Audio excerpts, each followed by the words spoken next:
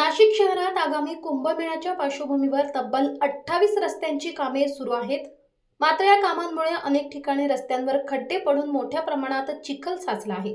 पावसामुळे रस्ते अक्षरशः चिखलमय झाले असून निसरड्या रस्त्यांमुळे दुचाकीस्वार घसरून अपघात होण्याचे प्रमाण वाढले आहे। त्यामुळे नागरिकांच्या सुरक्षिततेचा प्रश्न ऐरणीवर आला आहे। प्रभाग क्रमांक 9 मधील ध्रुवनगर, गुलमोहर कॉलनी ते कॅनल रोड परिसरातही चिखलामुळे रस्ते अत्यंत धोकादायक बनले होते।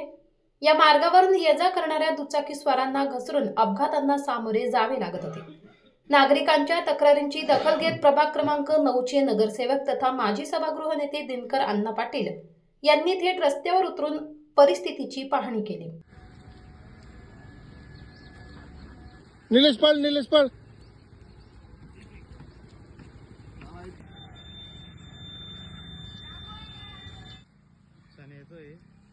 गाड़ी को माल जाएगी।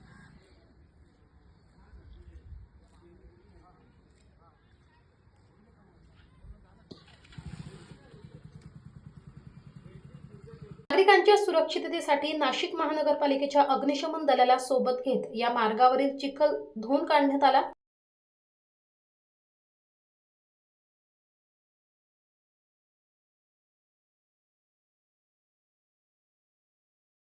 तसेच रस्त्यावरील खड्डे बुजवून वाहतूक सुरळीत करण्याचे काम करण्यात आले। त्यामुळे निसरड्या रस्त्यांमुळे होणाऱ्या अपघातांचा धोका काही प्रमाणात कमी झालाय। कुंभमेळ्याच्या कामांना विरोध नसला तरी कामांमुळे नागरिकांच्या जीवाला धोका निर्माण होऊ नये यासाठी प्रशासनाने रस्त्यांची नियमित देखभाल, चिखल साफसफाई आणि खड्डे बुजवण्याकडे गांभीर्याने लक्ष देण्याची गरज आहे।